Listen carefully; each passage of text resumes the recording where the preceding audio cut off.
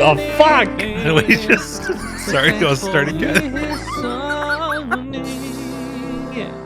How is that not the intro? That is the intro. Thank you.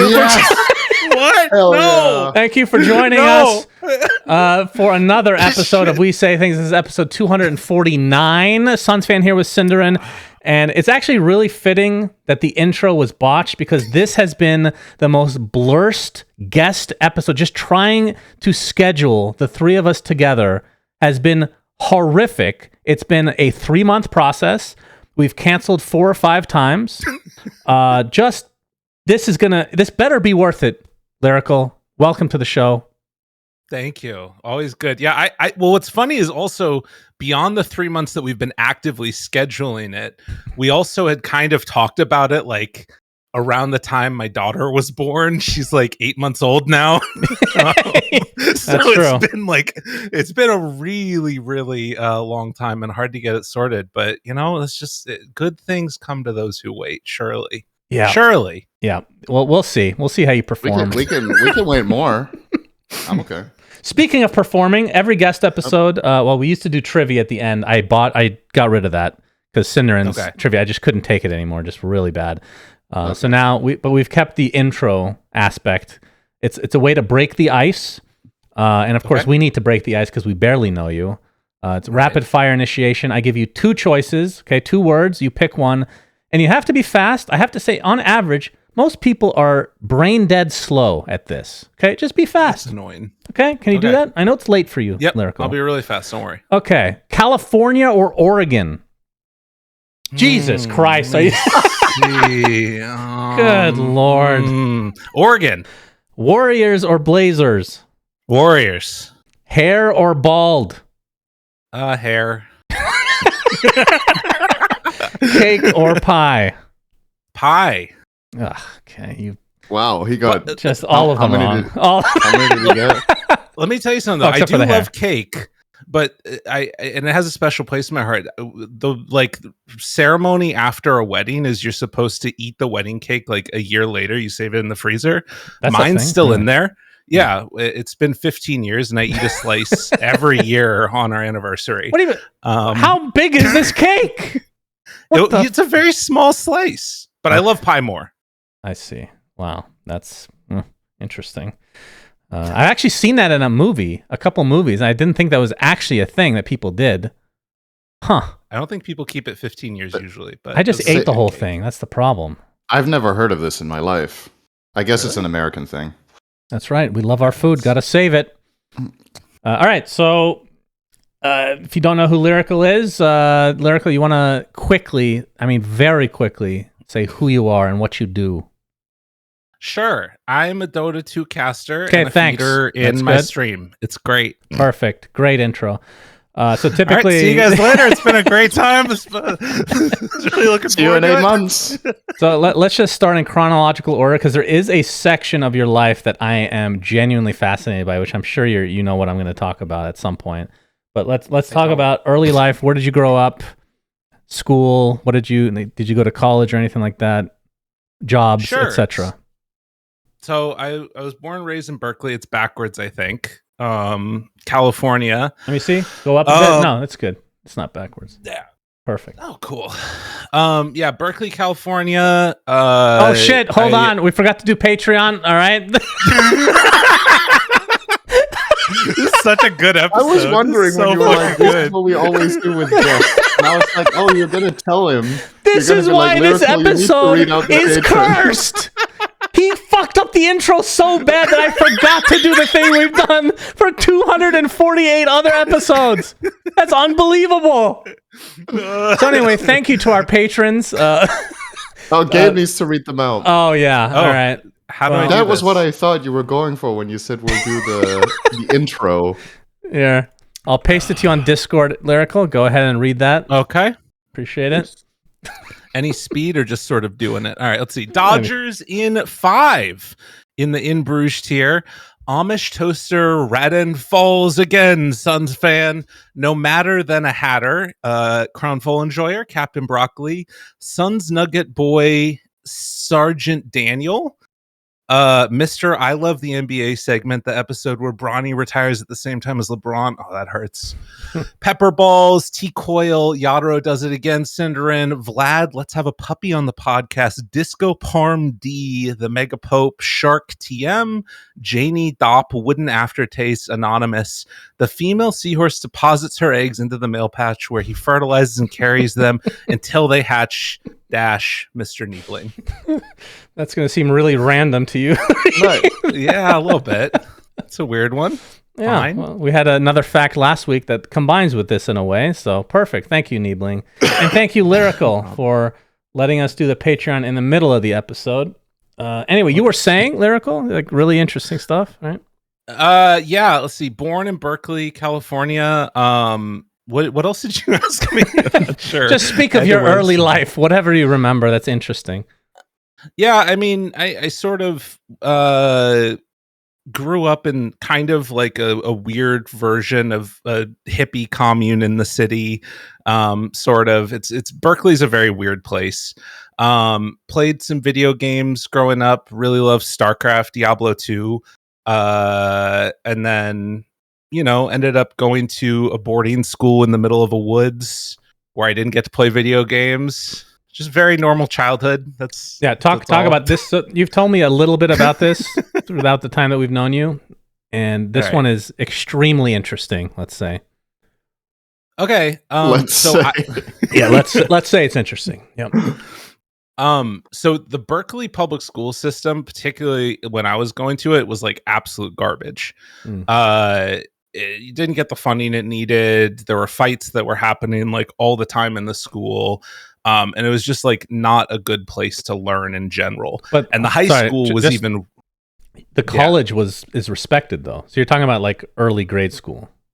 Yes, I'm talking about like elementary school, middle school, high school. There's like if you go back and like look at some of the articles about it at the time, there was just like some really not good stuff going on, and like drug dealers and as early as elementary school, and it was not good. And so in order to sort of want to try and pull me away from that, my mom's boyfriend at the time grew up at this school down in the Santa Barbara area, which was called Midland, which is basically like the idea is experiential learning while you're out away from the rest of normal society. And the main focus that they try and build upon is like differentiating between your needs and your wants, and trying to learn that like electricity, water, these aren't things that magically come to you out of a pipe. You're like, there's work that goes into it. And so in addition to normal like academic stuff that we did, I basically was pulled completely away from video games, which was like my entire life at the time. I played so much Diablo, so much StarCraft, and then went to this school, which I also wanted to go to. It's on like 3,000 acres. It's up in the mountains. And every day you had to like chop wood to heat your shower water, to make fires with it. You had to we had like classrooms that you'd usually like have one wall of it that was taken out, so it was just like open to the world. What else? This wasn't a punishment. In cabins.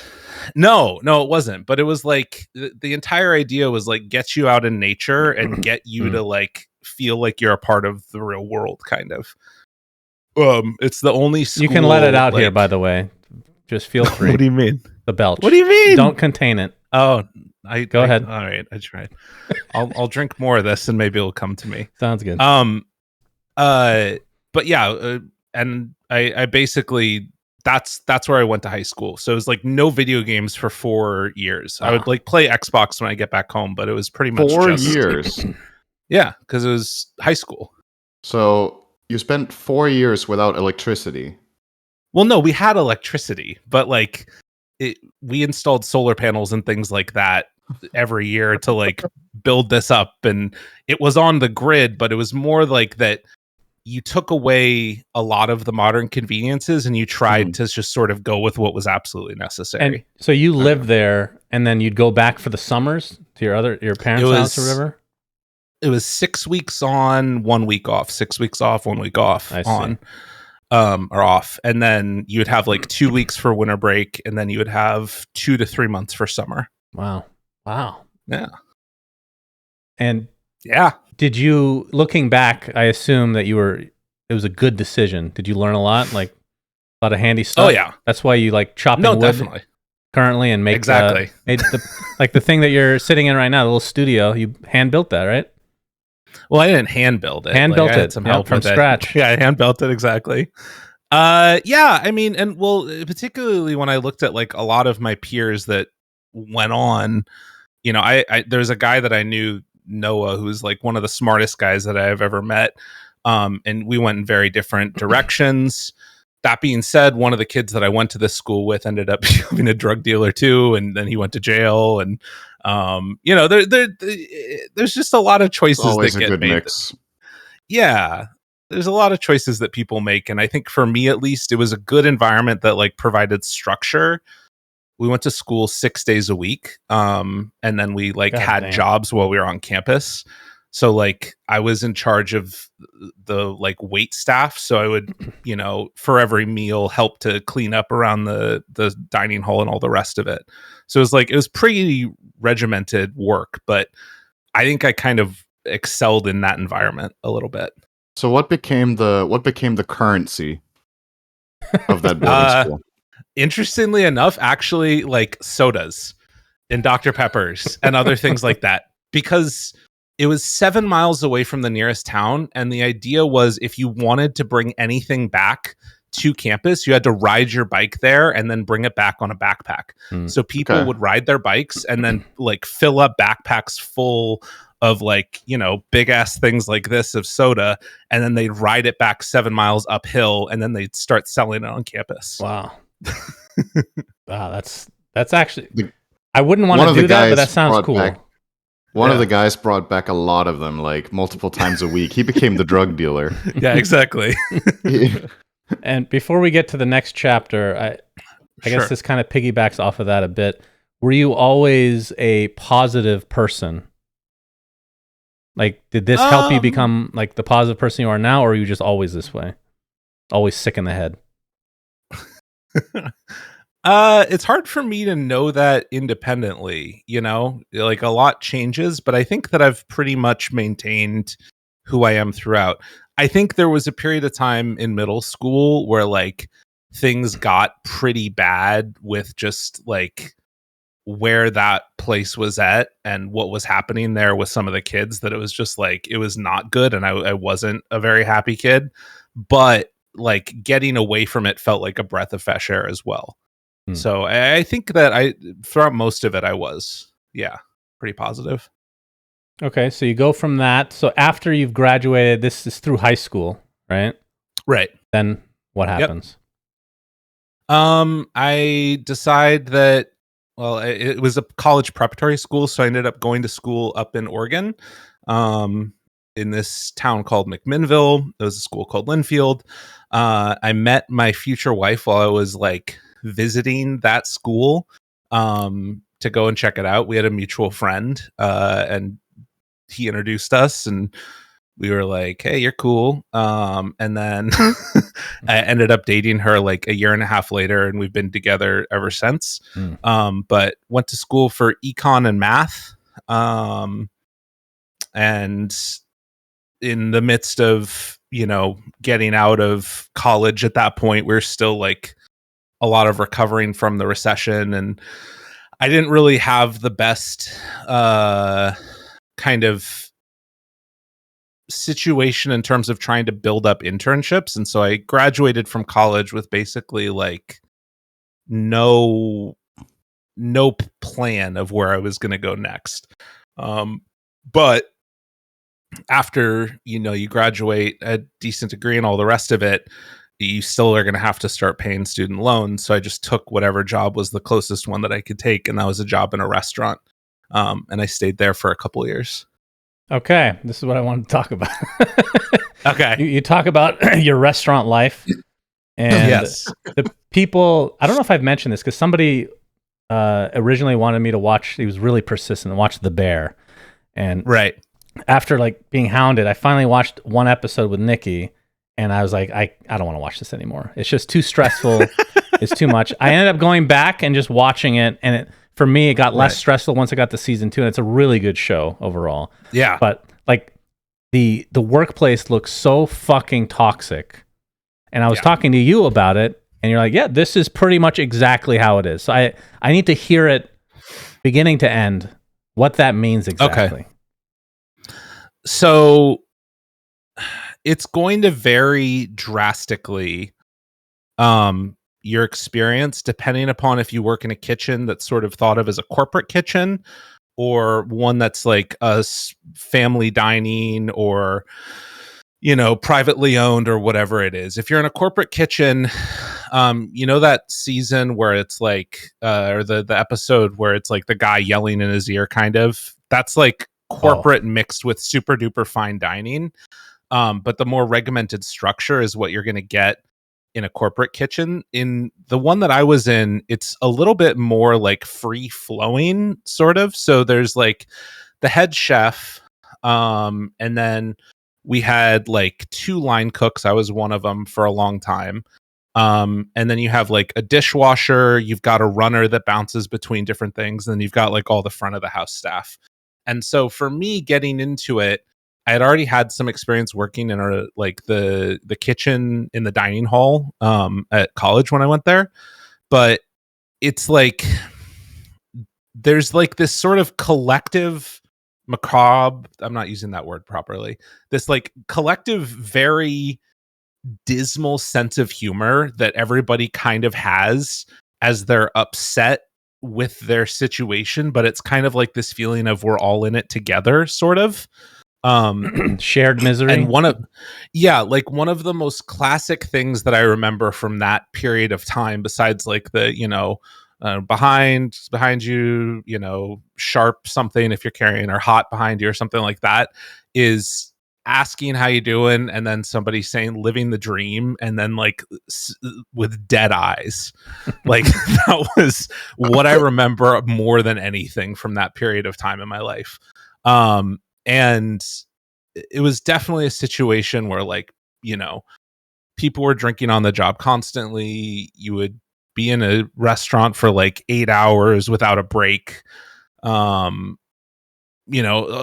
Everybody sort of talks about it and is like, what, there's laws that protect against that. It's like there really isn't.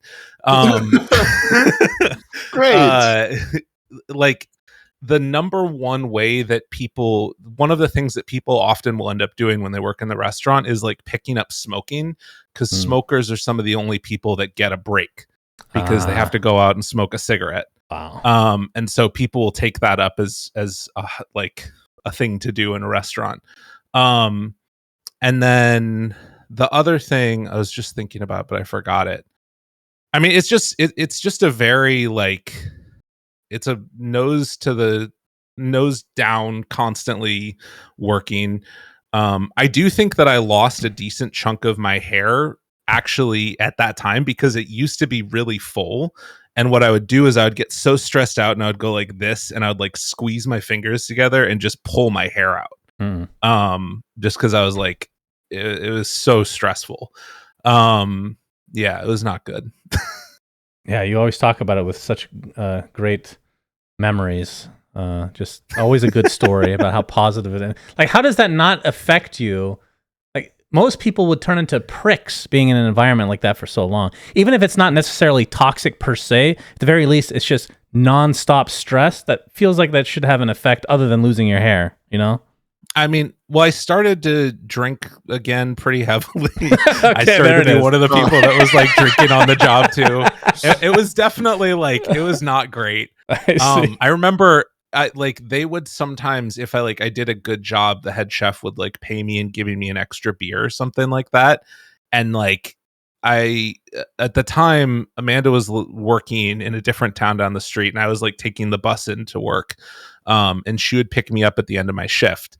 But when the restaurant would close down, everybody would have to leave. So they'd like give me a beer, and then I would just have to like sit in the parking lot drinking my beer while I waited for her to come and pick me up at the end of my shift.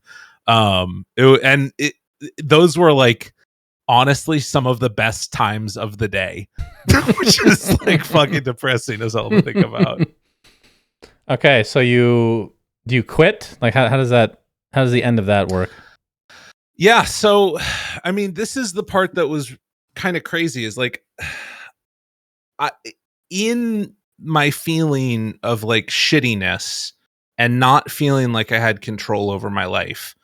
And also, again, you think about it from the point of view, this was the other thing that I was going to mention earlier. Like, it's a really weird environment because they make you work. And in this case, they had us work 39 hours a week, because if they have you work 40 hours a week, they have to give you medical care. So every week we'd have to be like exactly on that 39 hours a week. And then there's other stuff that you have to do outside that you wouldn't get paid for necessarily. I did have some free time at the end of the day, and I started to play Dota. And I got into this, pretty heavily. I like bought a laptop and started to like grind a little bit. I remember like starting to take up mid and like be like, all right, I'm sick. And I started to get angry a little bit, and I was like 3K MMR or something. I think I calibrated at like 1100. Oh, this so it's Dota 2, not Dota 1. Okay, I was picturing Dota 1. Sorry, yeah, Dota 2. Yeah, I got into it because I had watched like a lot of StarCraft and, stuff like that, and StarCraft 2 especially when it started to get big, but I never watched Dota. And I remember I was on Reddit one day, and I was on the Reddit Dota 2, and like there was a post out there for this group called Die Hard Dota, which was a 3K MMR in-house league that started up. And I started to join and play with them every night after work. And so I would play at like, midnight or 1 or whatever. And there would usually be like 2 lobbies of like 10 to 20 people or so like that. And I didn't know anything, again, really about like casting or stuff, but they started to have people that would join in and cast those games just for fun. And you couldn't even like, people weren't uploading to be YouTube. It was just like they're trying to do this, and people would download the replays and listen to the casts of the game that they would do, because the cast was saved on the replay file.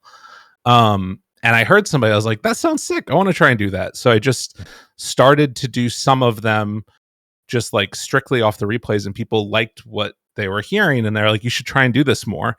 And so I like started a YouTube channel and basically just I would like get off work, I would go home, and I would immediately start like playing or casting these games for like, I don't know, a really fucking long time. And then on my days off, that's all I would do the entire time pretty much. Or I would start to like, people were telling me about these other leagues that I could find, and I started to like find, I think was it the Join Dota League games that started to happen, like the JDL tier 2 tournaments, and I started to cast those games and upload them to the YouTube channel also.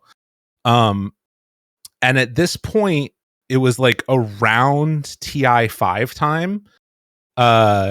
And I made a post on Reddit that was like, I'm going to cast every game of TI5. And then I linked the YouTube channel that I had. And you got people 100 like, downvotes. Exactly, right. Yeah. No, but then people were like, oh, this sounds really good, I'll check it out. They're like, I don't remember. There were some people that were joking about something mean or something. I don't remember. There was a couple things that in there that were just like, the normal comments. All the good parts. Right. And what ended up happening was I cast about like half of the group stage games, and then I logged into Dota one day to like start casting some more from the group stage, and there's this giant banner on the front, EG wins TI, congratulations. I was like, fuck. And I just got completely spoiled, so I stopped doing that immediately. It was very frustrating. And then how was so take from that experience, that's interesting though, because it's not that different from how I started. I was doing Heroes of Newerth, but it was just like in a forums, people were casting off of replays. Back then there wasn't any live streaming really, so it's a little bit different, but it's kind of the same beginnings. So as you did it more, you really enjoyed it, I assume. unless you're just faking the interest in Dota for 15 years now. So how did that grow to the next stage? I had a shitty laptop, and I wasn't live streaming at the time. People were asking me to stream on Twitch, but my computer couldn't handle it. So I did a fundraiser to get me a computer, and some of the people that were fans of mine donated a good chunk of money to get me a new computer. And I put that together with it. And at this point, again, like, you know, I'm pretty freaking broke. And like, we're sort of just trying to get things working. And I got like a pre-built Dell something or other. And started uploading a couple of videos to YouTube, and I had reached out to a couple other people. There was like Hefla TV at that point who had said like, hey, you should come on and do some stuff. And I just started talking to them when I reached out to Parker, to Gods at BTS, and I had said like, hey, is it okay if I cast some of these games BTS Americas on my channel, and I'm just going to do it for free? I just don't like, I didn't know that you were just like allowed to cast whatever you wanted. So I just asked if I could cast their games, and he was like, sure, go ahead. He tuned in, watched what I did, and then he was like, hey, would you like to cast these other games? And it was qualifiers for the summit.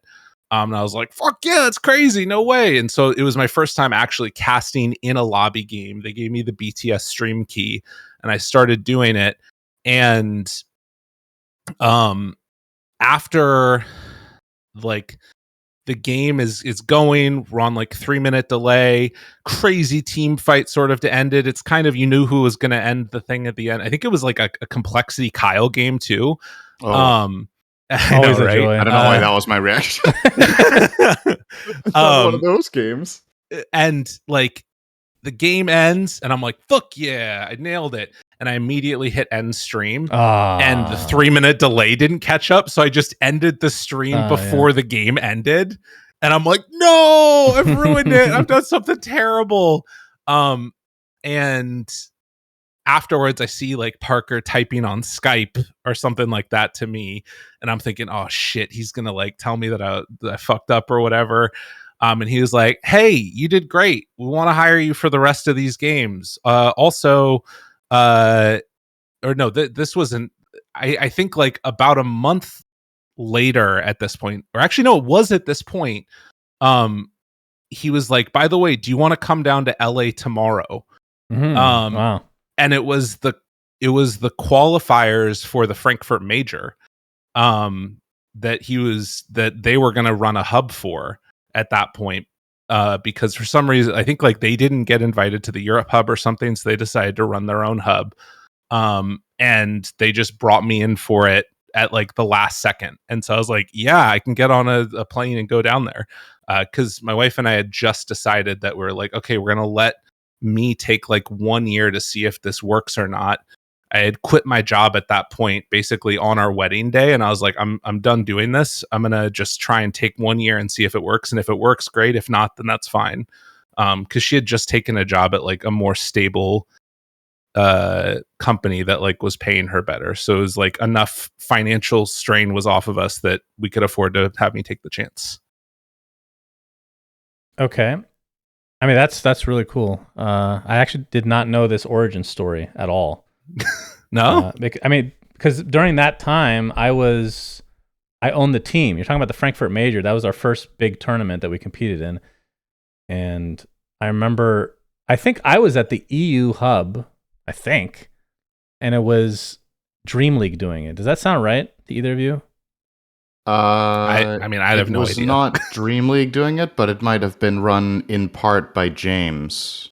I remember being in like the old Dream League studio. It was like the only time I was the Dream Hack studio. I don't know what it's actually called, but the reason I bring it up is because I remember just I wasn't taking casting that serious. Like I was always just so worried about our team. Like I'd say I cannot cast if our team is playing because I need to watch it. And I remember everybody thinking that was really weird that I wanted to watch my team. Like, what the fuck is wrong with you? Of course I want to watch the team. But yeah, we didn't know each other at all. People thought it was weird that you wanted to watch the team. I think I guess it was kind of the same. I don't remember this for a fact, but I think you were so obsessed with it that it was like you had to watch literally every game they played or the world would end. Yes. So if you had to cast while they were playing, that was off limits. Yes, that's correct. Yeah. What wasn't that also around the video that you put out that was like DC owned by Suns fan? I don't want to get into that story. There was a reason. I forgot about this one. Yeah, that was pretty bad. Like, I think if you know the inside story, it's not that bad, and you can understand where I'm coming from for putting my name on it, because I was having a little fight with Neil from Dota Cinema. Okay. Like, I have to put my name on this because this is my thing, and it made me look very narcissistic. Like, looking at it, obviously, it gives off that. I didn't watch vibe. The video. I have no idea. It's not good. Anyway, enough about me. Okay, so you get your start with BTS inviting you to LA, and how did that go? I get there, and again, keep in mind I have not watched Pro Dota before, so I meet Grace, who's like the talent handler person at that point. I think her position evolved into like a ton of other things, which is Blitz's sister. And she's like, "Oh, welcome. This is going to be awesome." And super nice. I meet Rob too, Ice Element, who's worked there for a long time also. But I also meet all of like the casters that were there: Dakota, Merlini, LD. I have no idea who any of these people are because I've never watched a pro game of Dota before. That is so good, man. Like, I literally did not know any of them at all. Please tell me you introduced yourself and you're like, "Who are you?" to LD. Please. No, I didn't. Oh my god, that would be so good. I had like good social awareness to like know, okay, these are people that are in charge, but like I really did not know the like history of all of them and all the rest of it. I just knew that they were casters and that like that was a big deal because they're casters. Yeah, it was weird. Yeah, it went really, really well. It went really well. It was also like such a bizarre event because it was 24-hour hub. And we had different we had 3 different shifts that were on. And so it was like, I think LD, Merlini, and Dakota were on like the morning shift maybe, or maybe the afternoon shift. And then it was like, I think K-Poptosis was still casting a little bit at that point because they just needed bodies to fill with it. But he was on with like Charlie, who was at the event too. But my shift, it overlapped briefly, but I was on, do you guys remember Roland? Oh yeah. He was one of the producers. Yeah. So he was was the one that was producing for us. And I was casting with Greg. What is hip? Greg, Gerg, and Charlie for an extended period of time, and that was like the trio. That was the tri-cast experience. Two extremely negative people with Lyrical. Quite the combo. That's holy shit. That sounds so funny. Actually, it was a really, really fun event, and it was one of those that like it reminds me of that older event space too, which continued to happen over the next couple of years, which was these 24-hour hubs where they brought like all of the different talent groups together, and we're just like putting on a really fun performance and like covering as many of the games as they could. And to me, at least, that was one of the inceptions of it. And there were so many like moments and like little memes that got built up of like Rob started to do this production thing where he would like, all right, we're putting them in the dumpster. And it was like Alliance got knocked out and he like built a little graphic of like a dumpster coming onto screen. They dropped the logo into it and then they closed the dumpster and it would go off screen. And like, it was little moments like that just like, it felt to me like this really smart, intelligent people that were really good at what they were doing, providing an entertainment product with like nothing else attached to it except for the entertainment of the people, and that was something that was just really cool. I liked it a lot. It's one of my favorite memories. The hubs were awesome. I think to me the hubs were a bit like in a way it was the golden age, right? In some ways for Dota. Oh yeah. Because it was a lot of the hubs were for the big majors when we had like the $3 million majors, and like you said, all the talent got together. It was a different way of doing broadcasting where we had shifts, like you said, but then when we were off, There's just a lot of socializing going on. It was just really nice, like playing board games, hanging out, drinking, going out. You know, yeah, that was awesome. Loved that time. Man, when is the last time anyone has run a hub like that? It's been a while.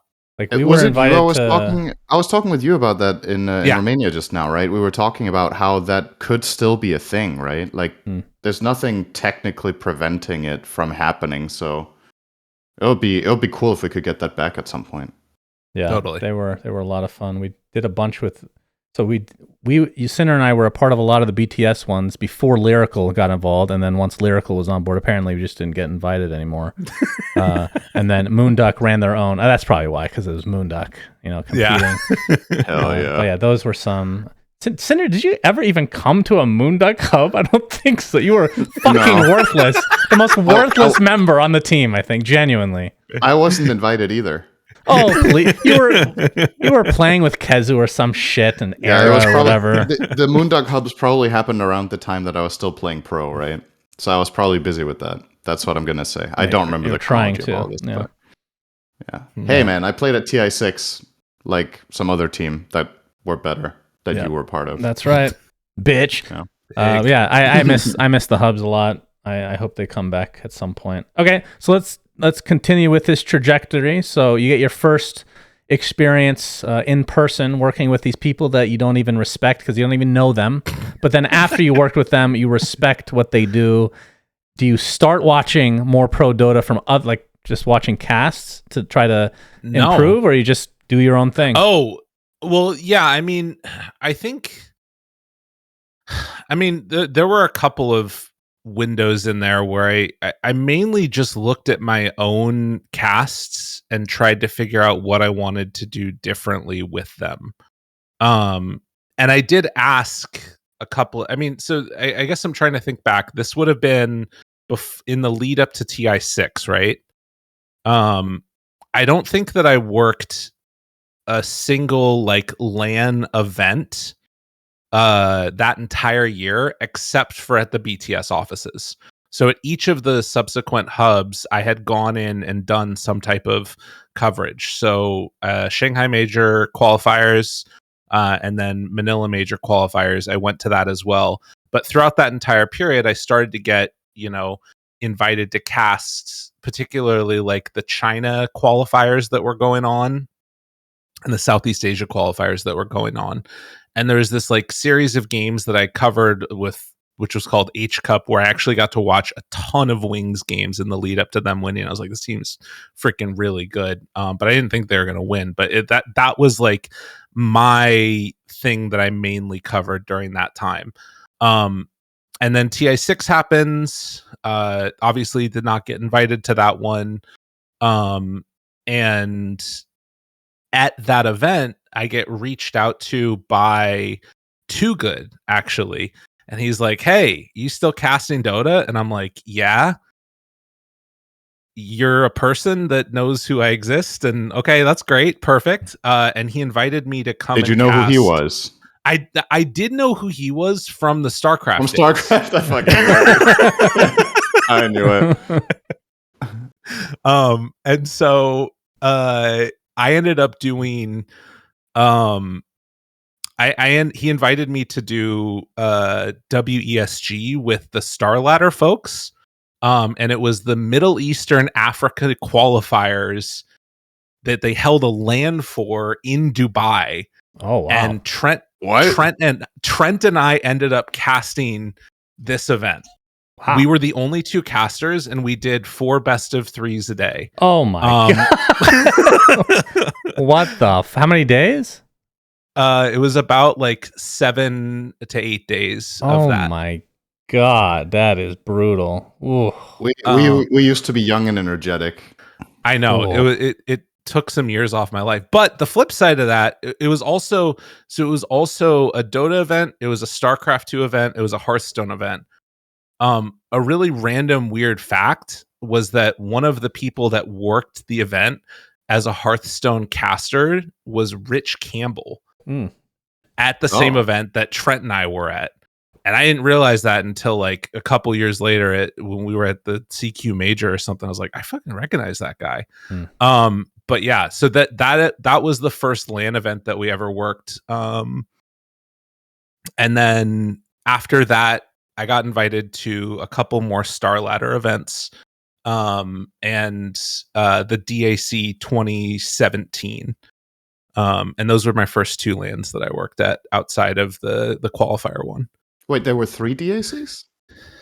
Yes. I thought the first one was 2015, right? Because EG won that before TI. Yes, this was the one with the 1v1 mid tournament that Paparazzi won. And then IG ended up beating OG in the grand finals. For some reason, I thought there were only 2. Okay. Let me see. I remember the first one with Cinderin. I casted this event with Cap. Oh. Yeah. So the Dubai tournament until you just showed up, like, hey, what's up? The Dubai tournament that you were talking about, that's the first time you talked to Trent even? Like, did you know him even before you arrived? We had been casting together a bunch, but the thing that was weird about that one was so the other weird dynamic of the early years of both Trent and I's career is that we were casting together a ton in the lead up to like basically TI5 or something like that. Like in the early days, we were doing JDL casts separately, and then we started to do some more together. We started to do casts together for the BTS events that were happening. And then BTS started hiring me for a bunch of events, and y'all brought in Trent as like your main person. And so because of that, we basically like didn't do any real events together at that point. And for a lot of our career, it was like in those early days, it was me doing BTS events with like Aosin or Lumi or something, and Trent was doing like European games or something with Zyori. And that's basically like how that first part of the stage went. But then we came together for the 2016 one, and started to do that together, the Dubai event. And I think we didn't get to really cast together again until after like TI7, I want to say. We would randomly do like online events together where like he would be the analyst, I would be the play-by-play, and we would do some like coverage of it. But for a lot of them at LANs, we didn't cast another LAN together until TI7 or TI8, I want to say, actually. I'm pretty sure. So how did you meet Trent? I don't remember. I'm going to be completely honest. Very special moment. Basically, he and I sort of knew about each other at JD through the JDL cast and through those early casting days, and like we're aware of each other. To each other cast, or right? Yes, okay. And then eventually we start, because he also like did analyst work for Complexity at that time, so he was juggling a couple of different hats too. Okay. And then we just like. I would say that probably by like 2017, we had, I would guess, somewhere in the neighborhood of like maybe 300 to 400 games casting together, but they were all qualifier games that very few people had watched, but we had built up the like chemistry together. And then at TI7, I got invited to cast the group stage, but I was casting with Merlini. And then he ended up doing main event, obviously, the panel with Day 9, and I got invited to do the newbie stream, like doing production for it. Wait, newbie stream? They did one that was 2017, right? Yeah, they did it, but it was like it was the same feed as the mainstream, but then they had those little like toast things that you could pop up that was like okay. BKB is this item, and it just like pops up to the side. And I basically, me and Tortellini ran the production for that together. We're the two people that did it. Interesting. Okay. So was TI 8? Is that your first TI then? It was the first TI main event, and it was the event. first TI that Trent and I got to cast together through group stages too. I didn't realize. I feel like I don't know why I thought you guys did TI 7. Yeah, no. But when we got word that we got invited, and we were going to be casting together, we spent like, I think that we had about 3 months, and every single day that we were there, or in the lead up to it, we made like our own Discord group, which I think still exists. Let me look and see if I can find it real quickly. But we made a Discord group that we would go into every day, and we would talk about our casts, what we wanted to try and do with it. We went like mega try hard with it. And we have like different sections that like we would link videos of things that other casters were doing that we either liked or didn't like. We would link stuff that we were doing that we either liked or didn't like. How much of it is stuff that from me, Lyrical, be honest? I'm gonna say Sunspan fuck up of the day. I think none of them, actually. I wasn't even casting then, I think. Was I? Oh, yeah. I don't know. I was all over the place. But it was the thing that we were trying to do, though, was we weren't trying to like say that what they were doing was bad, but that it wasn't us, if that makes sense. Like the things that we wanted to focus on, and the things that we wanted to improve upon were not the things that other people were doing. Because, and this is sort of the thing that I tell people whenever they want to get into casting. I think a lot of people like to just sort of replicate what they see other people doing, and you really have to find your own style, because if you're trying to be like somebody else, you're just going to be a worse version of them. Yep. And it's not like people are just going to compare you to them endlessly. Agreed. Cinder, what's the longest conversation you think that we've had about how to cast? Have we prepared one time more than a 30-second conversation in 15 years? Has it ever happened? Maybe like Captain's Draft? I was thinking either that or the first time at a BTS hub that we were at. Maybe the whole conversation was probably with, how much should I tone down what I want to say? That's probably the majority of the conversations we've had, is you being like, am I going too far? And me probably being, if you think you're going too far, you probably are. Something like that. That sounds like, so yeah, probably 30 seconds. And now you just don't give a shit. I can do whatever I want. Oh, God. That's interesting, though, because I see other people like in their like origin stories talk about some of the similar things where they, coalesce with somebody and they figure out exactly how they want to draw things up, and just shows, work ethic. It's good. It's a good practice. But I totally agree. You should never be copying somebody else, ever. Yeah. Like you said, it's going to be a worse product. Just be yourself, and you can take elements, of course. But I think the better thing is to look at other people and, like I said, try and figure out what you don't want to do that they're doing, because that I think can be instructive. Like there are certain things that I just one of the ones was Owen and his like super fast intonation and everything else. I looked at that and I was just like, I don't think it's going to sound good coming out of my mouth. And so I was like, I'm intentionally going to make sure I'm not trying to do that, because that's something that's like, it's just iconic for him. And two, I don't think it would sound good coming out of my mouth. And so I'm just going to try and do something different. I mean, you know what nobody's doing, Lyrical? Nobody's casting really slow. I think that's true. I was gonna say everybody talks pretty fast, but yeah, Owen does take it to another level for sure. Yeah. So that's fair. Yeah. That's fair. Any others come to mind? Positive or negative? Let me look through the thing real quickly. Yeah, do a Control F Cinderin. Oh yeah. Let's not look like a robot, not sound like a robot. Trent just has like this highlight reel of, oh my god, this was so great what he did in that cast. I think one of them was actually about LD. And I think that it was that he had like one cast where he really got into like sort of this emotional, it felt like it was hitting emotions in a way that was different than what I wanted to do. It was his intonation of where he decided to go with it. And I was like, I don't want to do it this way, but I want to do it this other way.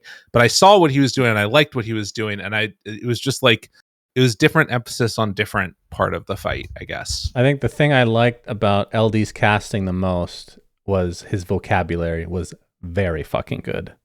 Yeah. I think there was a point, God, I don't remember when, maybe 2014-ish, let's say, where I remember I bought a GRE. Is that what it is? The GRE? Wait, what is a GRE? Yeah, GED is the high school thing, but the GRE is like an exam you take. Okay. I can't remember. Anyway, it came with a bunch of flashcards with like a shit ton of words to learn. I remember doing that with Nikki, and that's where I got the word amalgamation. I fucking love that word. Nice. Of course, I didn't get all the way through. I got sick of doing it because I hate learning. But vocabulary was always the thing I was most impressed with LD. He would always like say a new word that is like not a common word in every cast. It was really cool. Yeah. So you take bits and pieces from things you like, things you don't like, and take us next through the next few years, I guess. So yeah, any highlights? TI8 goes on. We get to do lower bracket finals, which like blew my mind. We ended up at TI9 getting invited again. I need to actually look up my freaking Wikipedia page so I can remember what I did. I think that like there was this long window where I was doing more events basically with BTS pretty continuously.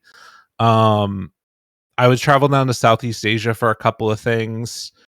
The other thing that ended up happening was there was the announcement of the DPC. And there were a billion freaking events that happened after TI7. That was the year of 22 different lands that ended up going on. And that was also a year after LD had decided to no longer do casting. So there had kind of been this like spot opened up. And I started working and doing these events. TI 2018 comes around, or 2019, excuse me. And it's in China. We get invited again. We don't get to do, I think, as much that year together because there was still that divide of Moonduck and BTS that was going on. So Trent and I didn't get to work together again almost the entire year, but we get invited back again to work TI together. Okay, tell me how that works, because that is actually really unusual. Normally the caster pairs are, I mean, one of the reasons I wasn't getting invited, this is my assumption. One of the reasons I wasn't getting invited to any TIs because I was casting with Cinderin for a lot of the tournaments. Right. Then they just put him with Toby because they were the original caster from back in the day. So what is my role exactly? But everybody else, it's these two have been casting all year. You guys basically don't cast together until TI. Right. So how does that come about, you think? I have no freaking idea. I mean, I realistically, I think that we made a good impression when we were there. Mm-hmm. We did a good job in front of the crowd. And like there had been, I mean, the other context around this was that, 2016, the fourth caster pair was Mont and LD. 2017, the caster pair was LD and Lumi. And in both of those instances, it had been like this big event where a caster had like basically completely fallen off the map after working this event. And I think that had like a pretty chilling effect on talent that were working in Dota at the time of like, holy shit, if you fuck up big time, like your career could be over potentially. And I think also from the point of view of like the people that were staffing this thing, they were like, we don't want this to happen either, And so if they get a good thing, they want to stick with it. And I think that we were just that good thing, but the politics of working together didn't really work out throughout the rest of the year. But Valve didn't really care about that. They just wanted who they thought was a good combo. And we worked a good amount of casts together throughout the year at qualifier games. We just didn't work LAN events together. So side note, I think I guess it's not something we've talked about that much, but the LD Mott casts. What the fuck were Valve thinking? Like, I know, I didn't talk to LD, but I can assume his opinion would be the same as Mott. It's like, why? And I feel like they kind of threw them under the bus. Similar to, I think, Day 9 hosting TI and then putting the driest people possible on the panel, like all pro players. That disaster, it makes Day 9 look bad. And Day 9 is a good host. So, but I think in all those instances where you're like, what were they thinking? Why did they try that? I think that's exactly how Valve operate with stuff, right? They try new things, and then some of them stick and some don't. And I think they might have just had a conversation. I wonder what it's like if we have two play-by-plays casting together. Maybe it'll be super hype. Well, and there was the context. I don't know. They could ask people's opinions though beforehand. That's what I'm saying. Right, but I'm just guessing that this is my guess. I don't know, but I'm just thinking internally they might have just drafted this idea of, okay, how can we change up the commentary? How can we make something spicy and different? And then just try that. And they were probably like, okay, if we do this, we do it with two play-by-plays, not with two analysts, right? Because clearly, the thing most people care about is the hype and the energy of the cast. They were probably like, hey, what if we put two people together that do that and are from the same studio? I know I'm the guy that shits on Valve a lot. I've been toning back because I think they've been doing a really good job. I'm going to shit on them. This, of course, is years ago, though, now. But I think that's a very ignorant thing. If that's the case, it's a very ignorant thing. I think us as casters, you can say that we are fucking worthless. Our opinion is completely worthless with literally everything, except the one thing that is all we fucking do. We should be the people they're consulting for that kind of stuff. And there hasn't been any issues in the last few years, anything like that. So I'm just saying, like, I think that's a terrible excuse. Trying new things. It's TI. People practice all year together, and then you just switch it up at the last minute for the most important event of the year, especially then when the TIs were enormous, Think of this. They have basically until last TI, they had like one or two new hosts at TI every year. Yeah. That hadn't worked a single event in Dota. It was Day 9's first Dota event. Then they had, what was she called? Sumichu was hosting a year, right? And then they had Frankie, who they knew from CS. So they were pulling in people to host in Dota that hadn't been a part of the system at all. And I think some people were criticizing them for it, like, these slots should go to the people that are experienced Dota hosts, that the fans know, etc. But again, I just think Valve have an idea of what kind of product they want. And then they just do that because it's their tournaments. They could do whatever they want, right? I'm guessing. Trying to understand the connection between what you said and what I said. Because I think the host is the one role. They don't have to be Dota. So, and those are all experienced hosts in general. So I don't think that's a one-to-one. He's talking about though, and I can kind of understand the point of view of wanting to have like a high energy back and forth idea. Because I also think that, like, if you looked at some of the threads, there was like a lot of hype around the Korean casters that did that exact same thing like the year or two before that ended up happening. And like people really loved that like high energy that was going on, which is basically two play-by-plays. I think the issue is, like, if you're going to do that, it needs to be people that are really comfortable building off of each other. And it's hard to get that. And the other thing that I'll say about the TI7 one, at least the panel, is like, I do think it would have been more interesting if Bulldog had not gotten denied entry to the United States. I feel like he would have like maybe been able to save that panel a little bit, Yeah. Like, no offense to Ake. I think Ake is a really nice guy and all the rest of it, but he doesn't like have that same presence on a panel necessarily. I will disagree for that specific. Okay. So it would have been better in maybe some certain instances. I think for Day 9 specifically, all you need, it's very simple, is one person on the panel that laughs at his jokes. That is fucking it. Everybody, after every joke, just stone-faced, could have been it. No emotion. That's what makes it bad. Like, Day 9 is literally laughing at his own jokes, and nobody's reacting. And Day 9 is the one that ends up looking bad. So I felt bad for him there, but like, Jesus Christ, man. Like, especially after, let's say you put this together after one day, like, we should probably switch something up. Let's not keep beating this fucking dead horse, That's anyway, fair. I don't know why I care that much about. I barely even watched that TI. I just know that those panels were painful, man. And I'm a huge Day 9 fan, so I felt super, because that was the one thing he did for Dota, right?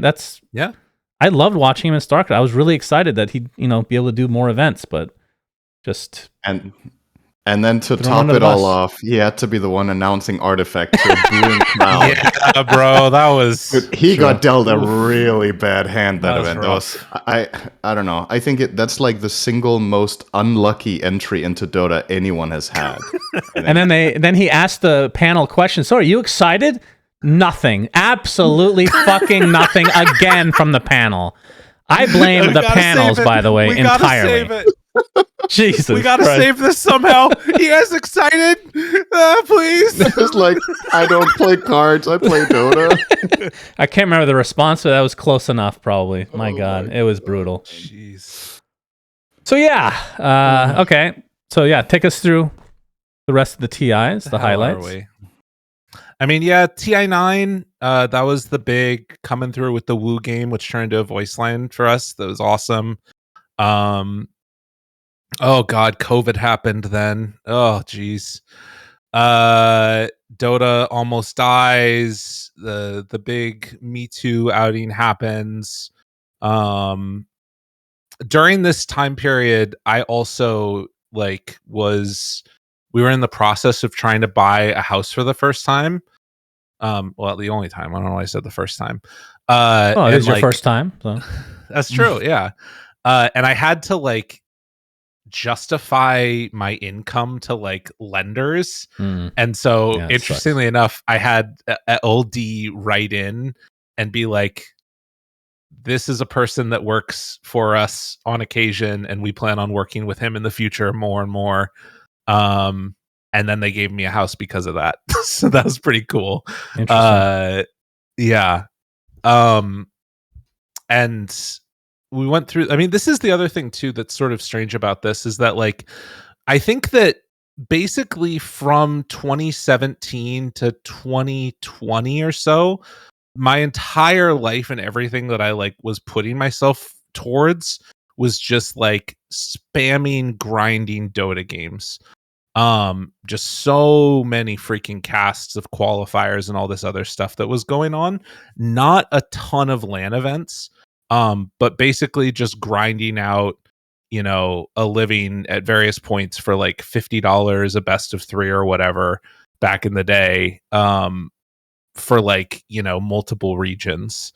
And that I think meant that I didn't really have a life outside of it. And I think it's only been within the past couple of years that I feel there's been enough of a slowdown in how fast Dota's been going that I feel all of us collectively have started to have more of a life and hobbies outside Not of Cinderin, a little but bit. Yeah, agree mostly. He plays disc golf. He does it. Hell yeah. I thought you were going to say World of Warcraft. Still plays that, of course. No, but I agree. I was going to say it felt like after a certain point, it would have been good to go back to that old school of yours to get reintroduced to nature and whatnot and what a real life should be like. Honestly, I mean, I will say that I think that school helped me a lot to sort of form some of my work ethic. And there is always a part of me that when I'm casting, these games late into the night, I'm I just want to go work on my garden. I want to go dig a hole or something. That's good. It's a very the classic 3 a.m. gardening. Well, whatever. You know what I mean? I want to not be up at 3 a.m. Yeah, every day. It's good to do it every now and then for something like this is really great. But not every day, which is what it was for a while, I guess. But yeah, 2021 TI, do the qualifiers for it again, do the event. And 2022, I think, was the first year where at the PGL Arlington Major, that was the first event that I got to do a grand finals where I was sort of the one that was anticipated to do it. There were a couple where I had to fill in last minute, but that was the first one where I had worked it with Trent and we were sort of expected people to work the grand finals. Because I was casting with Jenkins, for God's sake. Like, no one's gonna pick that shit. Arlington was fun though. Arlington was fun. It was a good one. It was a good one. And it was a fucking. It felt good to sort of get the trust of a TO in that way, I guess. Mm-hmm. And to not feel like the whole thing was going to come imploding down or whatever. So did you, just going back, your first LAN experience in front of a crowd, how did the nerves work out for you? Was it something that you were able to overcome relatively easily? Were there no nerves to begin with, or did you struggle? So the first LAN event in front of a crowd that I ever did was in China. And then the first one where I was, and there's no nerves there, really. There was a little bit, actually. But they couldn't hear me because the cast was in Chinese. Yep, that makes it wasn't easier. that big of a deal. Yep. The first one that I ever did in front of a crowd was actually in the Philippines, and I did it with. Do you remember the Filipino caster Duno who passed away from COVID? He was actually the first co-caster that I cast in English over the crowd. Oh, really? That's cool. With I had no idea. Wait, which event was this? It was like an Asus ROG. Masters or something. One of those random weird ones that happened down there. But I had never cast where I was hearing my own voice. And that one was not super scary because there were only about 1,000 people. But before the first main stage cast at TI8, I was freaking out. It was definitely a lot of nerves, and I think a lot of it was also adrenaline. And just sort of fear. But then as soon as basically Trent and I started talking, it kind of all went away and went back to normal, and we just got into the game of casting like regular. But it I'd say before every cast I still get some amount of that adrenaline rush and anxiousness going on. Do you think, I don't know if you can answer this question, but do you think what made TI so daunting was the size of the crowd or the fact that it was the World Championship? You know what I mean? What is it that is scary for you? Is it the stakes and how big the tournament itself is, or is it the amount of people that are there watching you? I think this is different for people. I think for me, it is the stakes. And again, I think a lot of it comes back to that. I mean, I think some of it is a fair amount of mixture of imposter syndrome and the stuff that I talked about earlier of the Mott Lumi LD dynamic. And then the fact that for me at least, if this is over, it's back to the kitchen, you know? So that's this ever hanging specter over my head when I go out in front of some of these big events. It's become less over the years, but it's it usually in the lead up to a big thing like that, it's freaking out. If I screw up, this could all be over in a second or something like that. Right. And then once you get into the game, it's fine. Did you get nervous, Synderen, at any point during casts? During? Probably not. Leading up to, yeah, I think. But I think it's always mainly been good nerves, I think. It's this is exciting, not to the sense of, oh, don't fuck this up, don't fuck this up, don't fuck this up, but this is a big deal, this is a really big moment, people are excited for this game or this tournament in general, especially with TI, right? And when you feel the crowd and you get into the arena. I haven't had the kitchen angle myself. Yeah, just gonna go back to playing WoW after you're done. So yeah, I imagine I could live off that, huh? I would never look back, Shannon. I would drop you in an instant. Understandable. Some people do it. But yeah, of course. I mean, it's also like Gabe is saying, it's something you get used to it, right? It's also the same for you. I'm sure that the first couple of times you cast in front of a big audience were a lot more daunting than the later ones. But still, even to this day, like you said, Gabe, when you go on to a big stage for the first time of that event, I feel like the very first cast you have at every LAN with a big crowd, there's some nerves to that, and then after that it becomes more routine. You know what I mean? Yep. It's I think it's that entry into just getting into the groove of things, and the fact that every event is a little bit different, so there's always it's never the exact same as you did last time. Right. So you I just think need to. For me, it's specifically the first time for every event in front of a big crowd. Right before I go on, I get nervous, and then the moment I start speaking, it's fine. Yeah. And it's usually in part because I say something really fucking stupid in the intro. I'm like, okay, that's the worst thing I'll do this cast. So that's all awesome. Uphill from here. But yeah. I love that. It never goes away. It's interesting. And for me, it's 95% the crowd and not the event prestige. Like if it was a grand final, I've never cast a grand finals of TI, so I wouldn't know. But so I don't know if that would be the case. But if it was like lower bracket final or something like that, and it was just remote, I don't think I'd be nervous at all, genuinely, because there's something about the crowd, like the energy, just gets to me. You know. Right. Okay. That reminds me. Actually, I should have mentioned this. TI 2021. Somehow, me and Trent managed to poison Fog enough that we got to trade off to do the grand finals together. Wait, I thought that was his back. Part of it. Yeah, we broke his back too. It was great. Oh no, that was another event. He broke his back. Yeah, because Cinderin did the finals with him at that, whatever that event was. Yeah. Yeah. So how was doing that finals? That was the Team Spirit one, right? Yeah, it was pretty freaking cool. And again, it was one of those things where like we went super try hard mode in that one again. As soon as we found out the night before that we were going to be trading off doing this grand finals with Owen and Insania, and we just started like writing down all these potential storylines that we wanted to do and these things that we wanted to touch on, and it ended up being this crazy game 5 thing. We were trading it off, so it could have been, if it was a game, I guess 4 finish, it would have been us doing the final game. And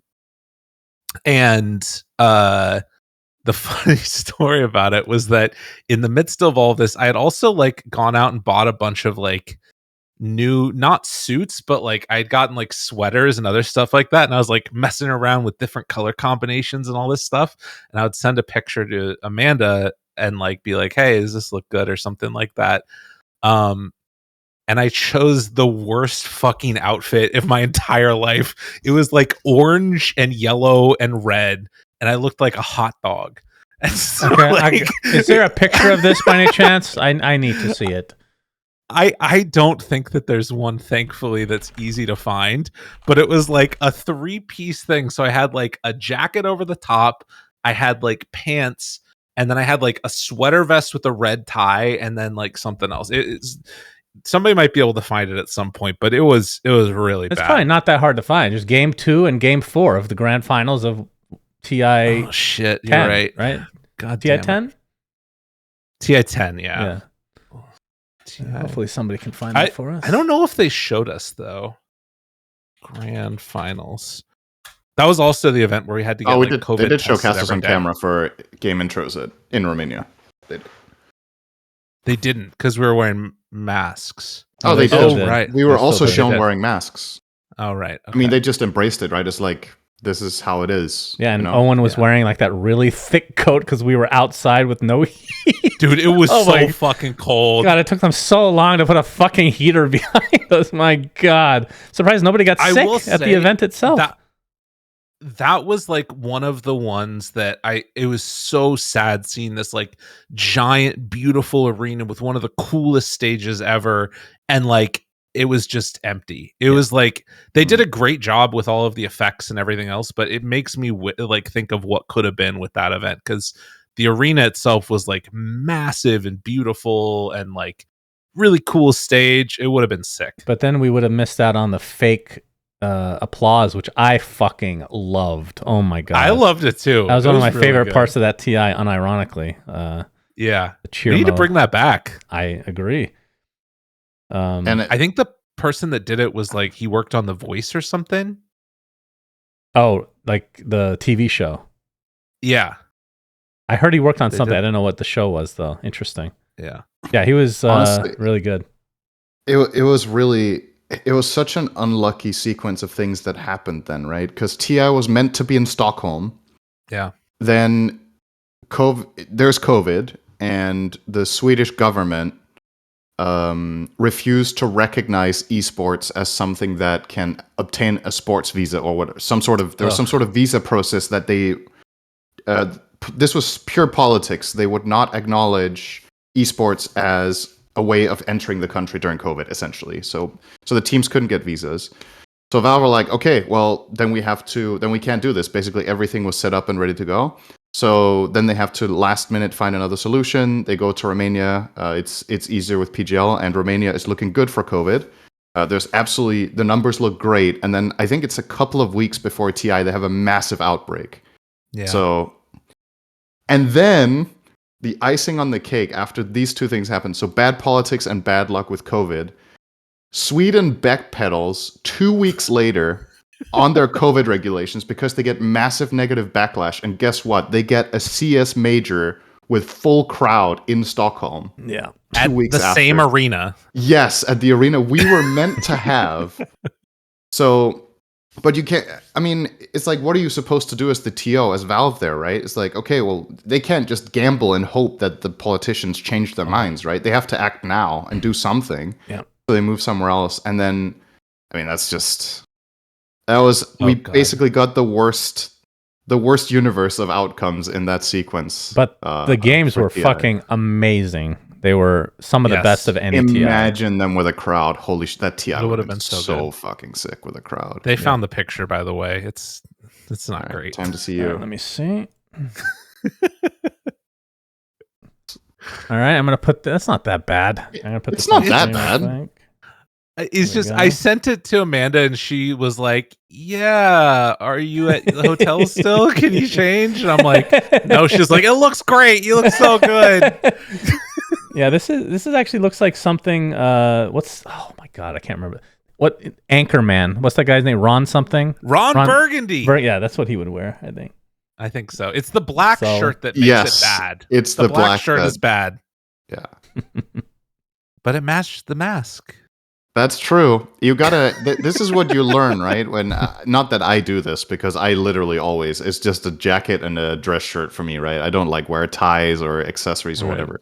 But you always gotta match your accessories to something, right? So if you think of the mask as an accessory, then that matches with the shirt, and your pocket square matches your vest.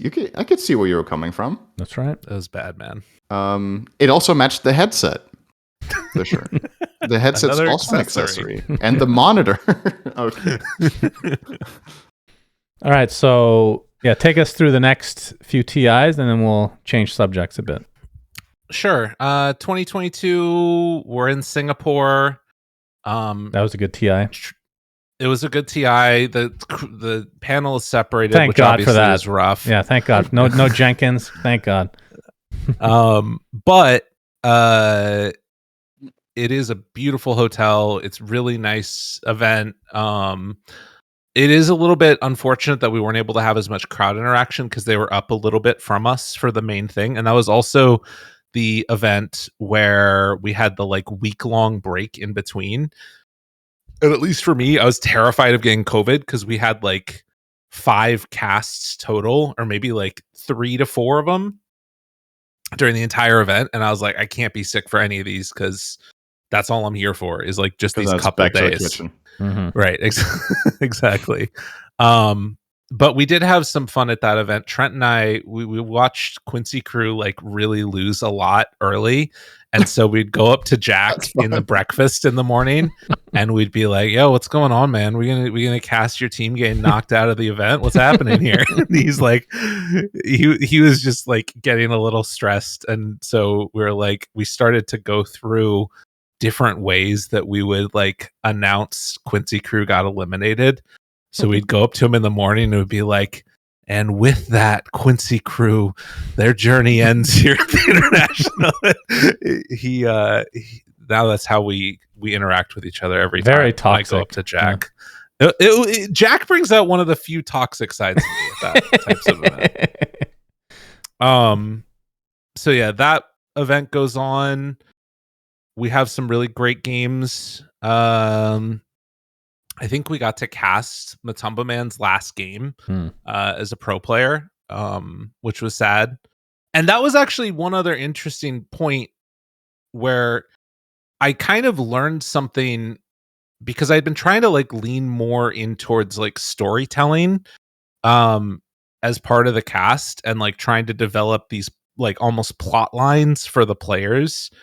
And when it works, it's really, really good. But I recognized partway through that game that we had been like developing the storyline of Matumble and Men as one last ride, trying to make it all the way to the grand finals and talking about it. And there was a certain point where I realized, oh shit, they're going to lose this game.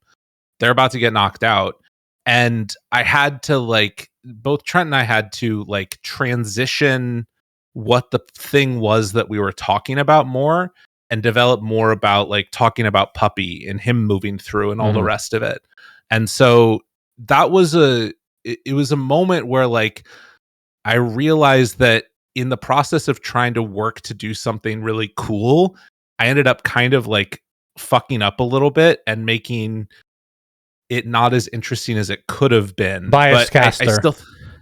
Right. I guess that it was a weird form of bias almost, of like, I wanted the storyline that I had been developing to finish, but not because like I cared who won as much, which I didn't really, but it was more just that I wanted that storyline because it was the better storyline. Yeah, makes sense. It was weird. And then the following year is Seattle. Yep, back in Seattle. It's awesome. Good to be back. I get sick and you have to take over for one day. Thank you for that. That will never happen again until the next year, which just happened. Yeah, you get sick again. It's 2 years in a row. It's good. I can't take you anywhere. And then I steal Cinderin away for Wallachia as well. That's right. I mean, the ironic thing is I interact with people the least, probably, other than like maybe Lacoste. Like, I'm in my fucking room most of the time. How the fuck do I keep getting sick? Doesn't make any sense. But that's the thing, though. You need to interact with people on the regular so you get sick and your immune system is up to snuff, right. You know? It needs to be running. When you show up to an event and all you've seen for 2 months are Nikki and your cats, then your system gets shot. You're a vulnerable man. That is true. The only thing is I only get sick at TI. You know? You play pickleball now, though, right? I do. There it is. That's good. You're going to run around and spit on each other all the time and get sick there. That's right. Spitting is a big part of pickleball. That's true. All right. So how was Seattle for you? If you have any memories of it. It was really good. It's weird because it's like a 2-hour drive from my house. I ended up taking a plane still, but it was cool to also be able to have Amanda come on up and stay. She was at that point, what would it have been? I want to say about like 6 to 7 months pregnant. And so she just came up for like the finals weekend. And we got to hang out for a little bit during that period of time. And there's like a cool area up above. And it felt like a lot of the older community within Dota had like all come back for that big event. Yep. And getting to see everybody was really, really neat. Because it had been away for so long. Like, I mean, we sort of had it close to Seattle with Vancouver, but then before then it was all the way back at TI7. I wish it would have been in the summer, but it was still really good. And I think that I liked it being broken up a little bit into the 2 different stages. That felt good. I don't remember a ton of the games, to be honest, at that event. Who won that? What the hell? What am I blanking? Was it Spirit again? Yeah, it was Spirit. Yeah. And the Yadro chance at the end. Okay, yeah. So that was the one where it felt very comfortable and good to be back, and like everything was solid. And by that point, it was like I think this was the first TI that I was not worried about getting invited to. That was the first one that had ever happened for me. Yeah. And then Romania, and we're up to speed. Not Romania. No. Yeah, Romania. Where were we again? We were in Denmark. That's right. Yep. Same thing. They're all the same in Europe, you know. Denmark how is really the cool. Danish food? I told the story. Tell the story about the restaurant that Senator took us to. It was a real joy. You didn't get any of your food. And they tried giving you your dessert as you were leaving. You're like, no, thank you. I'm done. I've had enough. I will say my favorite memory of Denmark is going disc golfing all of the different times that we did, because there's a really cool disc golf course that was nearby, and we went there a lot. That was nice. Yeah, it was a good event. The after party was really cool.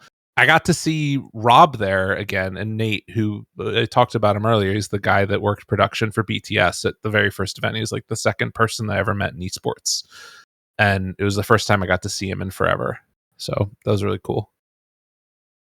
And yeah, there was Dota played. I covered for you. You got sick again. Yeah, the game sucked ass. So nothing. That was rough. Nothing really mattered. Yeah, this is one of the worst game quality TIs, I think, for sure. It was crazy how big the contrast was between TI and then Wallachia 2 weeks later. I know. That was actually just crazy. That's insane. Or 3 weeks, whatever. And it's not like the patch was that big either. It's just, yeah. All right. Let's switch topics a bit. Okay.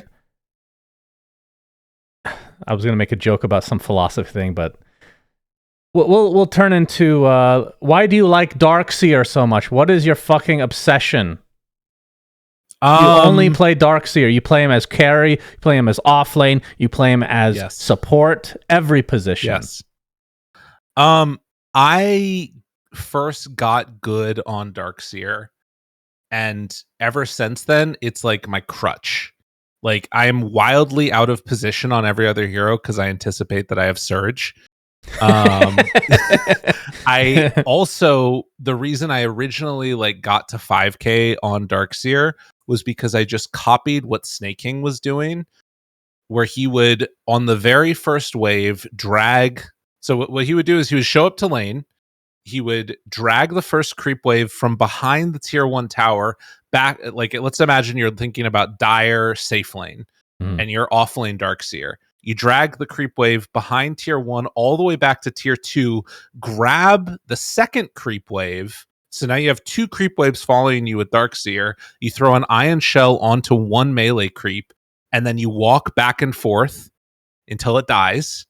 And then you grab the third creep wave, and then you kill the range creeps afterwards. And so now you're level 3. You don't, and now you TP back to tier 1 tower. You don't like regular laning. I don't like. I'm really bad at the laning stage, and so all I had to do was just not play. I just didn't play the laning stage, and I got to 5k. God, you must have loved Iron Talon and jungling with LC. No, I didn't. Because that was just shit. This was actually good. Lane. Pro players were doing this. They had to patch it, man. It was really fucking good. His Darkseer is quite good, I have to say. Very impressive. I mean, was that like the first hero that you really got into, or is it something you developed a love for later on? Because for me, like Centaur, even with his old boring ass ult where he just got strength, it was just always, for some reason, my favorite. Just this fucking fat, chunky guy. I just love being that guy that gets in really close, you know? Except for in real life. I really liked... I mean, I think there is an element of Darkseer that I like, which is people underestimate Ion Shell, and they don't recognize how dangerous it is until they're already dead to it. And I feel like that personifies my personality. And you steal farm from all your allies. Yeah. I've been a part of that quite a few times. They always underestimate the amount of damage that does to the neutrals I'm trying to kill. Appreciate that. I appreciate that. Yeah. Can you give us the lore, the origin story of the Big L persona? I don't know. I'll be honest. One day you woke up and something changed, right? Well, surely. Yeah, it was like I think what it was that, like, so I am in general a positive person, but like all of us that work online, you like accentuate your personality for the job that you do. But generally speaking, I'm like a pretty positive person. But there is like a side of me that's snarky and annoyed and like very judgmental. And I felt like when I was presenting like this version of myself, which is positive and outwardly all these other things, that's all people thought of me as. And so I didn't want to just like play into that. So I had to be able to like put this all off to a different entity. And that different entity was Big L. That's going to be like annoying or annoyed and like whatever else. So how would you describe Big L to people that don't know who that even is? Big L is like kind of an asshole. Kind of an asshole, I think, is the best description. It's like somebody that, you know, steals farm with iron shell. It's somebody that you know, tips opponents when they outplay them. You know, but like keeps it within the realm of respectability. It's like that's kind of what it is. Asshole. Yeah, a respectable asshole. Like not somebody that's trying to intentionally make somebody feel bad, but like braggadocious, you know, annoying person. Would you say that what inspired you to become Big L was a combination of Jenkins and KBBQ? I think KBBQ more than Jenkins, to be honest with you. Yes. All right. Well, this segues quite nicely into you have been streaming pretty regularly, and your games in a lot of cases involve Jenkins, and the word devastation seems to come up quite a bit when I watch either of you. Can you explain what that is exactly? I don't think I can. Like, I think I would be like trying to pull together different data points and then just like point them in a direction, because it's never been. It's like U2 casting. It's not thought out. It just occurs. It exists. You know what it is? Thank you so much. I take that as a compliment, and Synderen is very offended, apparently. No, it's good. So Shannon would do improv. That's right. We've done improv for years. So here's what I would say about the devastation stuff. This actually is a good example of it, and it actually goes back to KBBQ again, to be honest with you. He's a big devastator. Yeah. When we were in China in like 2017, 2018, we were doing a bunch of different lands there. It was like me, Jack, Merlini, Cap would like work a lot of China events, and there was this one LAN cafe that we would go to that was like a big whale logo on it, and we would go into these LAN cafes and just play Dota when everybody else was going to the after party, like all night long. And then eventually at this one event we were playing, and we would lose so much. We would lose terribly. We were playing in a 5-stack. And this is also the origins of like Jack falling asleep playing Chaos Knight while farming and just standing in a camp. We're calling for him to Roche, and he's just asleep in a hard camp. And we're like, Jack, wake up! You got to come hit Roche. In one of these games, Jack and I play a lane. We are playing against Disruptor Anti-Mage. I am Nyx Assassin. Jack, I think, is Axe. And at about, I don't know, probably 6 to 7 minutes, Disruptor is beyond godlike. We have impressive. The Disruptor is beyond godlike. This is before Glimpse did damage. and like Merlini is just narrating this, playing Arc Ward in mid. You know, the kill score is even. The Disruptor is beyond godlike. Like, this tells you what's happening throughout the rest of this game. And it's an anti-mage lane. And eventually he's just like, he's just done. And like, the game's over. We don't play anymore that night. Fast forward a couple of months, Merlini quits Dota and puts out this letter that's like, one of the reasons I decided to quit Dota is I found myself playing these games, and like I found myself getting mad more often. Like I found myself like, you know, there's a lot of reasons, but one of the reasons is that he didn't find the same joy. Jack and I took this from him. We devastated him out of the scene. And this is the essence of what the devastation is, I think. And, you know, you make that happen to other people as well. But it's funny to laugh about later. When you're in the midst of it, it really sucks. Man, Jack has really had a huge impact on the scene. My goodness. So yeah, you've been playing with Jenkins. You guys lose a lot, and it's usually in a very devastating fashion. I feel like most times I watch, it's him devastating. He goes like sniper and just picks Conda Rapier. Like he just doesn't build anything else. Conda Rapier, and then he just keeps getting rapiers, and eventually he dies. What I'm hearing from these stories is that devastation is effectively completely synonymous to griefing, but then you don't say griefing out loud. That's right. Is what I'm getting here. But you also unintentional griefing a lot of the time, though. Sure, you do it to each other and to your enemy team, and sometimes to your own team. It's all of it. Everybody gets devastated. Yeah, it's an all-encompassing. Yeah, all devastation is created equal, as they say.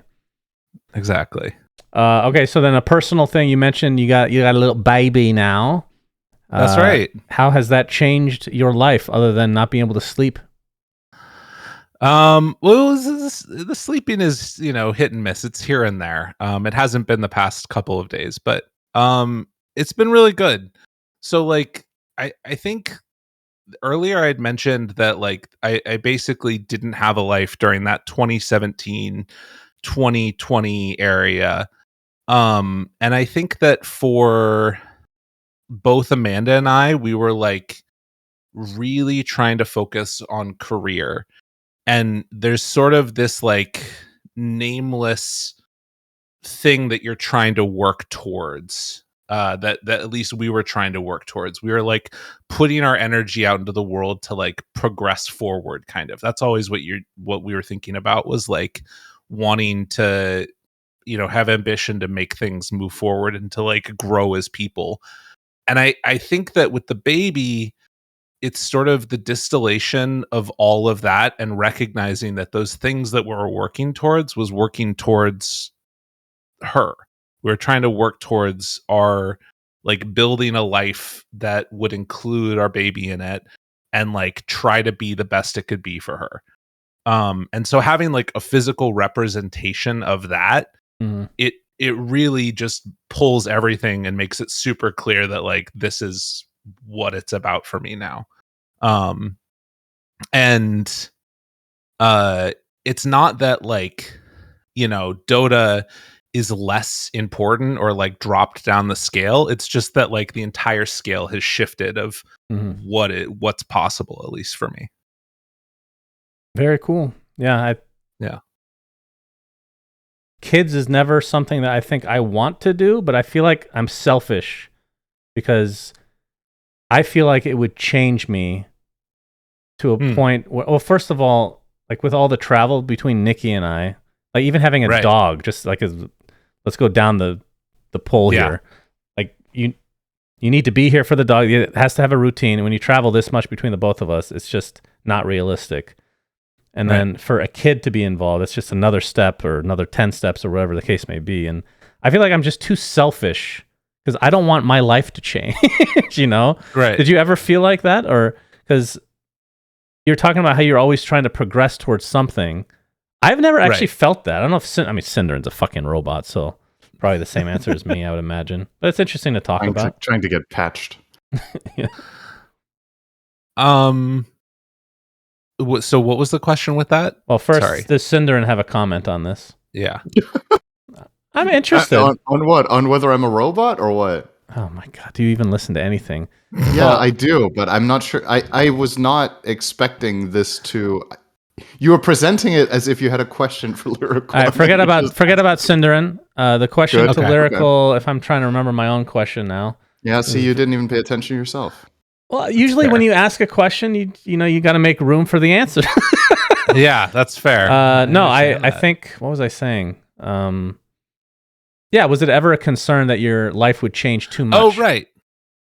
Yeah, I mean, I think that there is some worry about that. And I think your analogy with the dog makes sense. Like, I always say, dogs are not kids, but if you don't think you can handle a dog, you definitely should not get a kid. And if you should try a dog first for most people if you're unsure, because you'll figure out really quickly, like if you have room in your life to plan around somebody else. It's sort of, it's like a relationship too, except when you're in a relationship with somebody, you're sort of checking in with them about, what are you going to do now? What are you doing tomorrow? What's our plans for this stuff?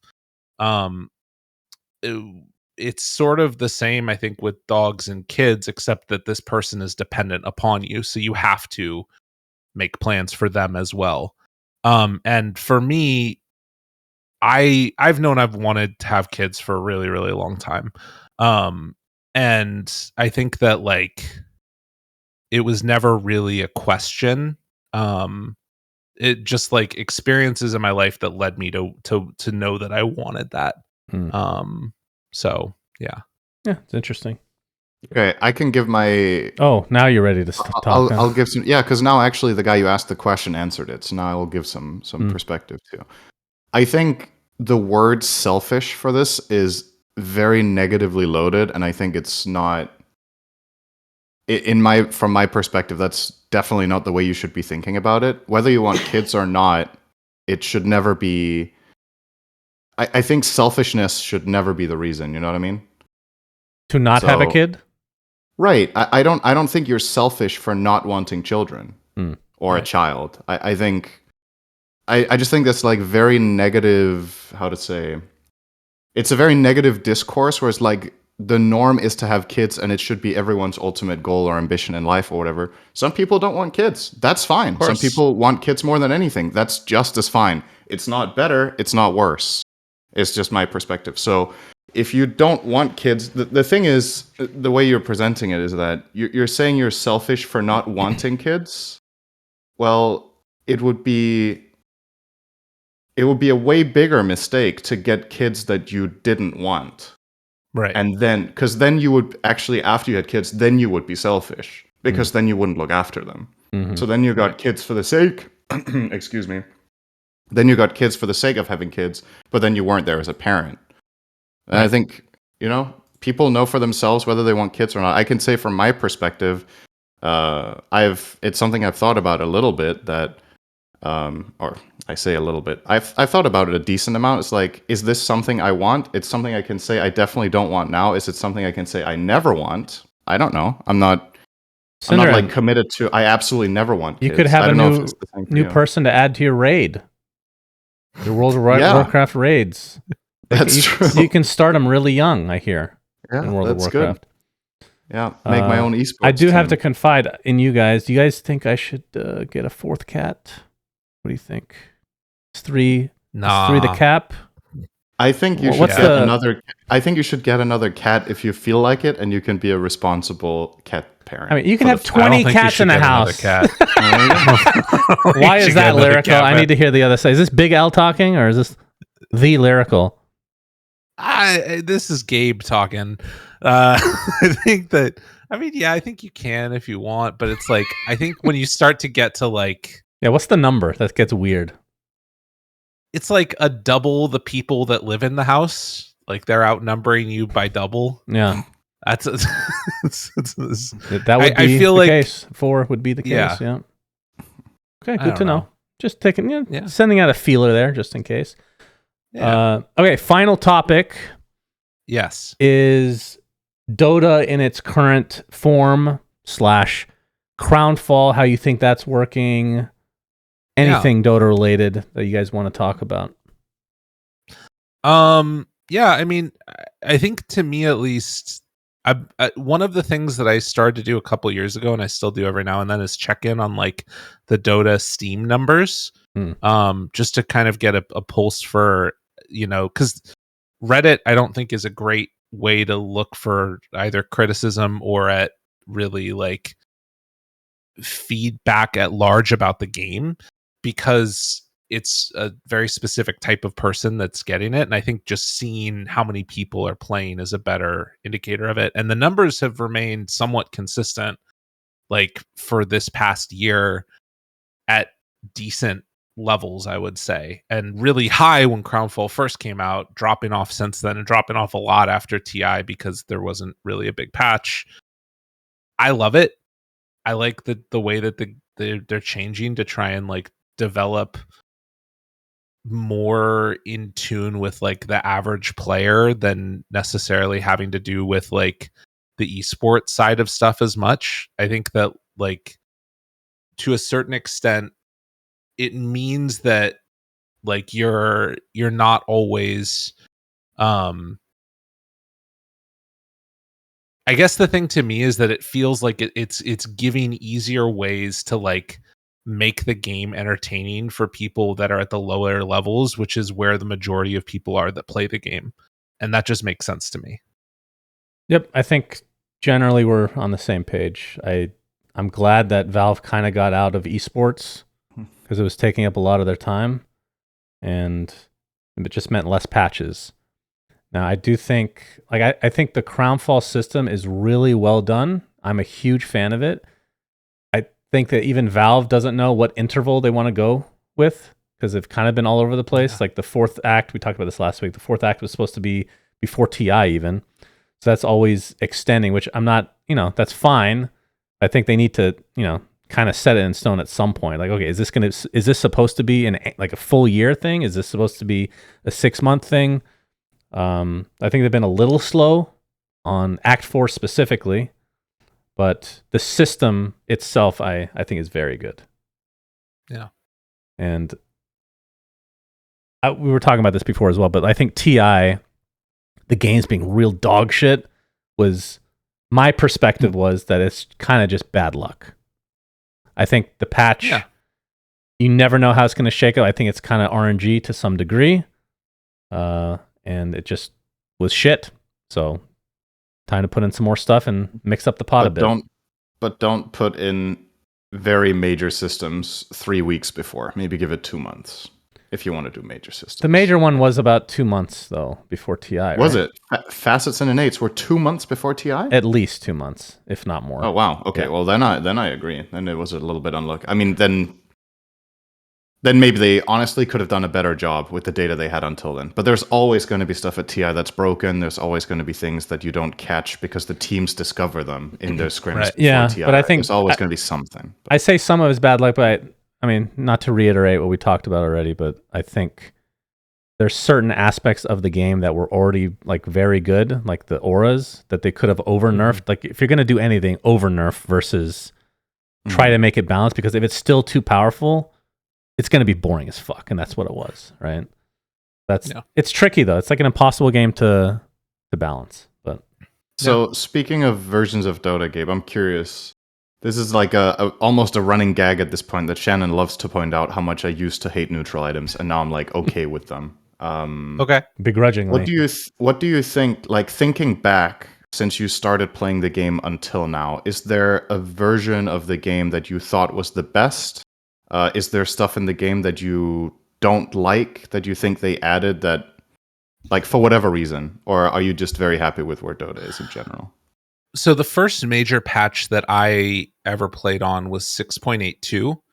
And I remember paying attention a lot at 6.83 updates. Mm-hmm. This was like Sniper, High Ground. Was that the Ho-Ha-Ha patch? Yeah, Jug, Troll. Sniper, Troll, Jug, yeah. And then you had, like, God, what the hell are those things called? Wells or fountains, or what was the name of the shrines? Shrines. Yeah. All the shrines all over the place and stuff like that. I think, to me,